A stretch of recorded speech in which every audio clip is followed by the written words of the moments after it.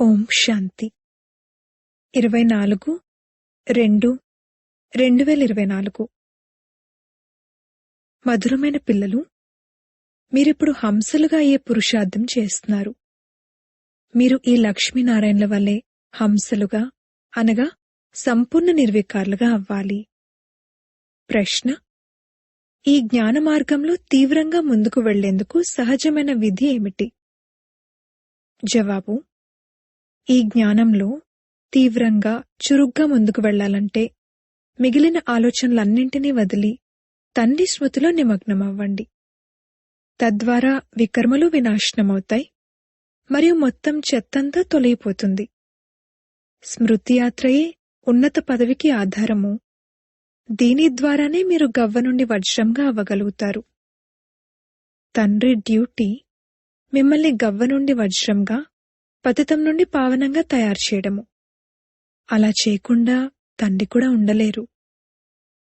ఓం శాంతి. తండ్రి కూర్చుని పిల్లలకేమని అర్థం చేయిస్తున్నారంటే, ఈ ప్రపంచంలో కొందరు హంసలుగా ఉన్నారు, కొందరు కొంగలుగా ఉన్నారు. ఈ లక్ష్మీనారాయణలు హంసలు. వీరిలా మీరు తయారవ్వాలి. మీరంటారు, మేము దైవీ సాంప్రదాయాలుగా అవుతున్నాము అని. తండ్రి అంటారు, మీరు దైవీ సాంప్రదాయాలుగా అవుతున్నారు, నేను మిమ్మల్ని హంసలుగా తయారు చేస్తాను. ఇప్పుడింకా పూర్తిగా తయారవ్వలేదు, తయారవ్వాలి. హంసలు ముత్యాలను ఏరుతాయి, కొంగలు అశుద్ధమైనవి తింటాయి. ఇప్పుడు మనం హంసలుగా అవుతున్నాము.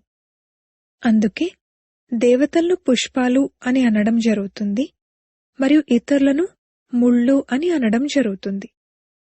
హంసలుగా ఉండేవారు, తర్వాత కిందకి దిగుతూ కొంగలుగా అయిపోయారు.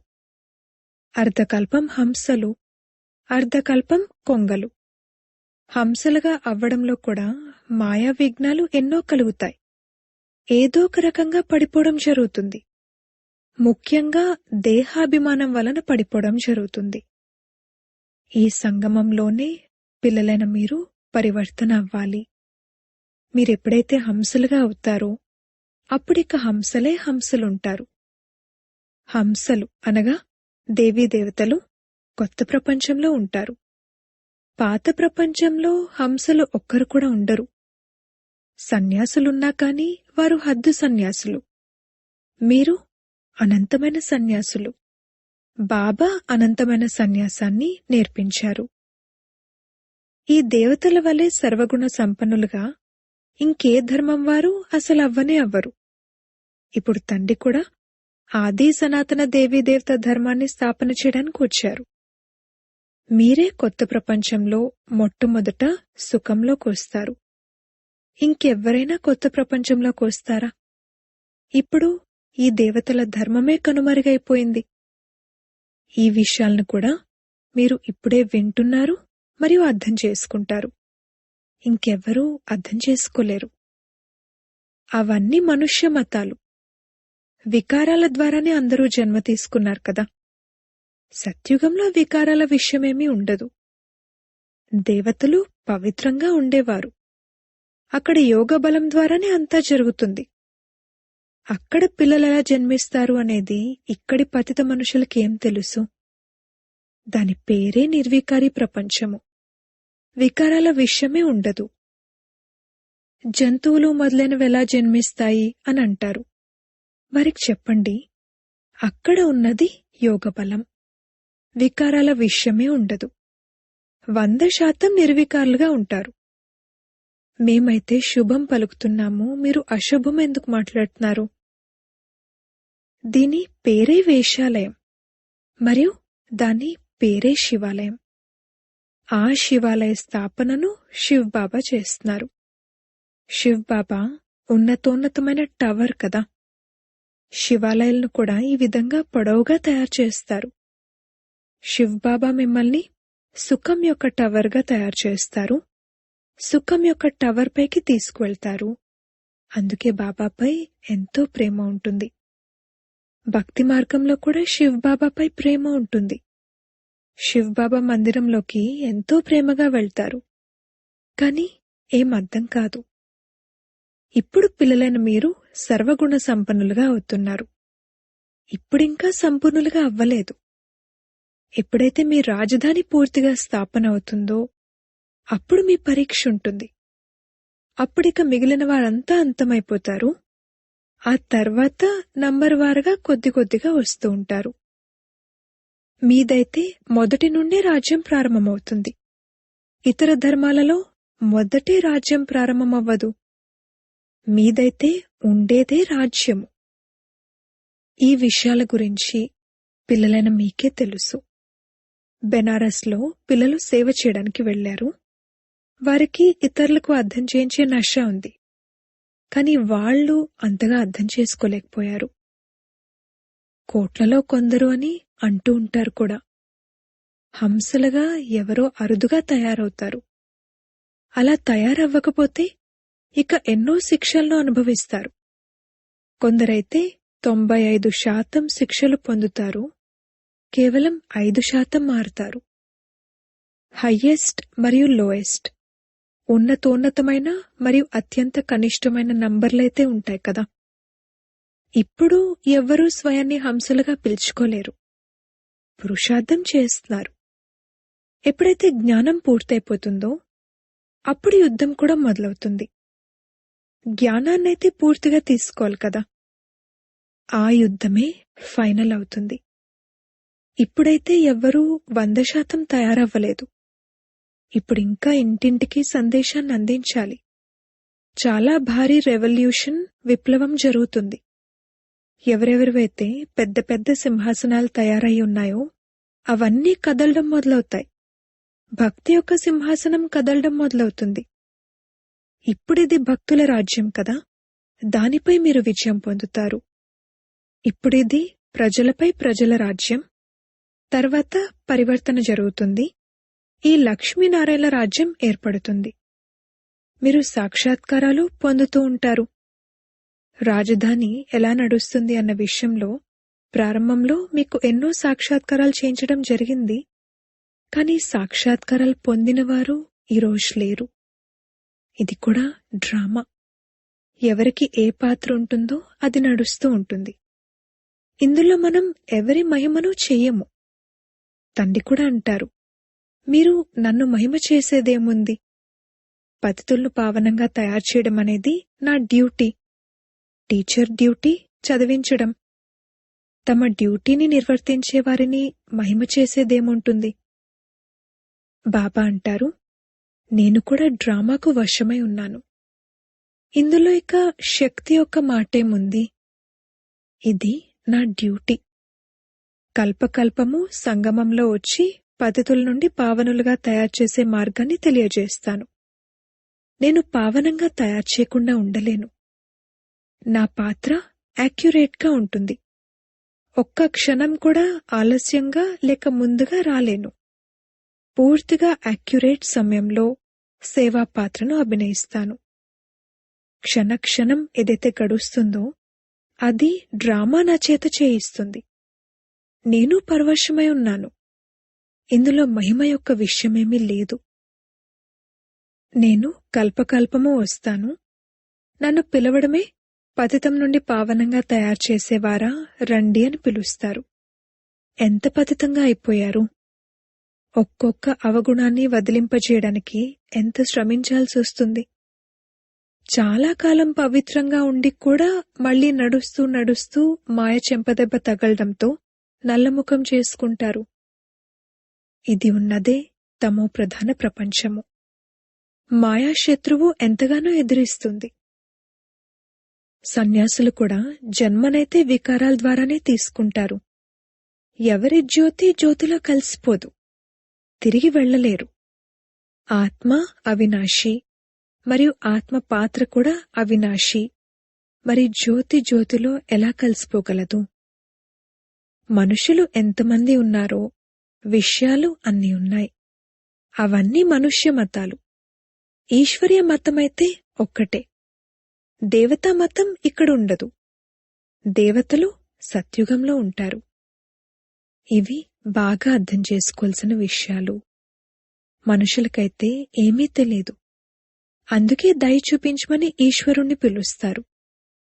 తండ్రి అంటారు, నేను మిమ్మల్ని ఎటువంటి యోగ్యులుగా తయారు చేస్తానంటే తద్వారా మీరు పూజకు యోగ్యులుగా అవుతారు. ఇప్పుడేమైనా పూజకు యోగ్యులుగా ఉన్నారా? అలా తయారవుతూ ఉన్నారు. మీకు తెలుసు, మేమే ఈ విధంగా తయారవుతాము. తర్వాత భక్తి మార్గంలో మాకే మహిమ జరుగుతుంది.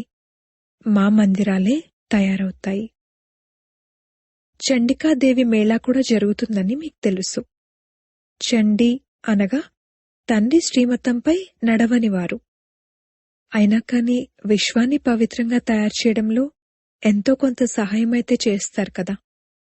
ఇది సైన్యం కదా. శిక్షలు మొదలైనవి అనుభవించినా కూడా తర్వాత విశ్వానికి యజమానులుగా అయితే అవుతారు కదా. ఇక్కడ ఎవరైనా ఆటవికులున్నా వారు కూడా మేం భారత్కు యజమానులమని అంటారు. ఈ రోజుల్లో చూడండి, ఒకవైపేమో మా భారత్ అన్నింటికన్నా ఉన్నతమైన దేశం అని పాడతారు, మరియు ఇంకొక వైపు భారత్ పరిస్థితి ఎలా అయిపోయింది అని అంటారు. రక్తపు నదులు ప్రవహిస్తూ ఉంటాయి. ఒక పాటలో మహిమ ఉంటే ఇంకొక పాటలో నింద. ఏం అర్థం చేసుకోరు. మీకైతే యథార్థ రీతిగా ఇప్పుడు తండ్రి అర్థం చేయిస్తారు. వీరిని భగవంతుడు చదివిస్తున్నారు అని మనుషులకు తెలుసా? వాహ, వీరు భగవంతుణ్ణే టీచర్గా చేసుకున్నారు అని అంటారు. అరే, భగవాన్ వాచ ఉంది కదా, నేను మిమ్మల్ని రాజులకే రాజులుగా చేస్తాను అని.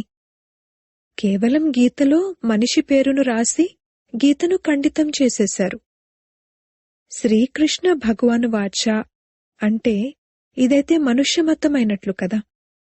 శ్రీకృష్ణుడు ఇక్కడికెలా వస్తారు? అతను సత్యుగ రాకుమారునిగా ఉండేవారు.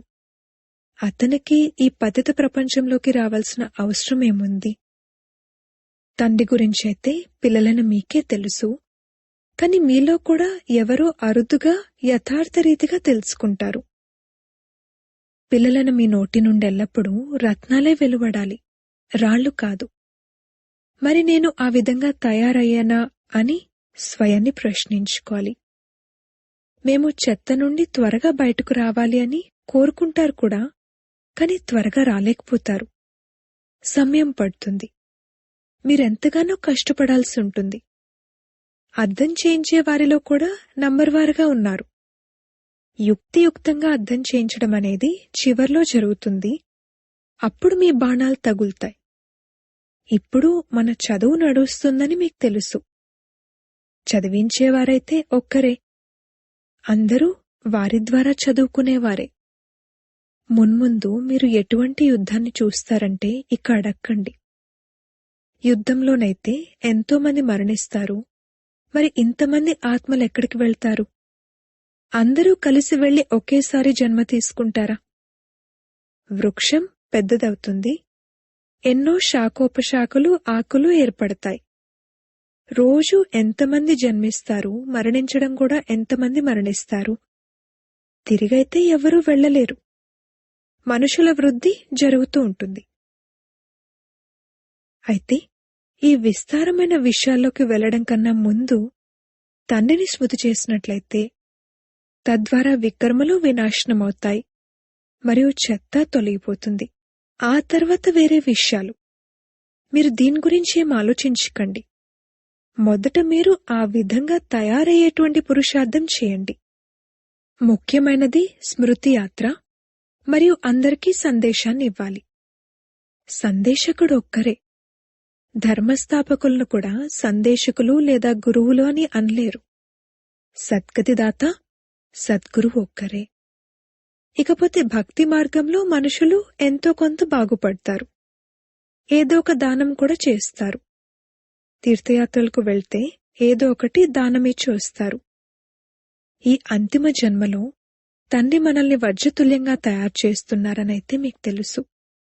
దీనినే అమూల్యమైన జీవితం అని అంటారు. కాని అంతటి పురుషార్థం చేయాల్సి ఉంటుంది. మా దోషమేమీ లేదు అని మీరంటారు. అరే, నేను పుష్పాలుగా తయారు చేయడానికి వచ్చాను, మరి మీరెందుకు తయారవటం లేదు? నా డ్యూటీ అయితే పావనంగా తయారు చేయడం. మరి మీరెందుకు పురుషార్థం చేయరు? పురుషార్థం చేయించే తండ్రైతే లభించారు. ఈ లక్ష్మీనారాయణలు ఈ విధంగా ఎవరు తయారు చేశారు? ప్రపంచానికి ఏమైనా తెలుసా? తండ్రి సంగమంలోనే వస్తారు. ఇప్పుడు మీ విషయాలను ఎవరూ అర్థం చేసుకోరు.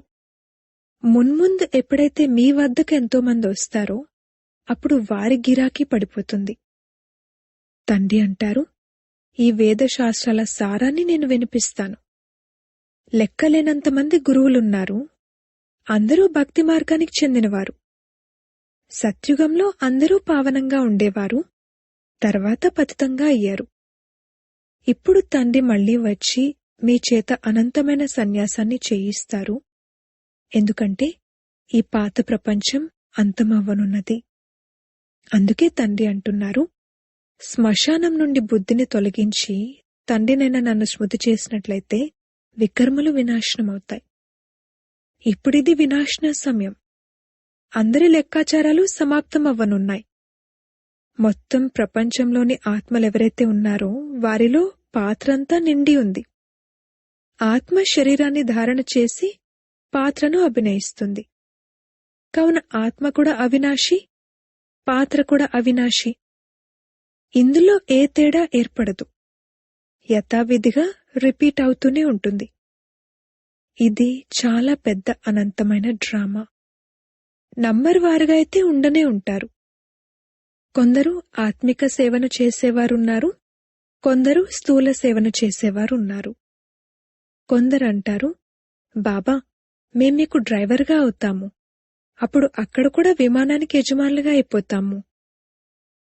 ఈ రోజులోని గొప్ప వ్యక్తులు ఇప్పుడైతే మా కొరకు ఇదే స్వర్గం, పెద్ద పెద్ద మహళ్ళు విమానాలు ఉన్నాయని భావిస్తారు.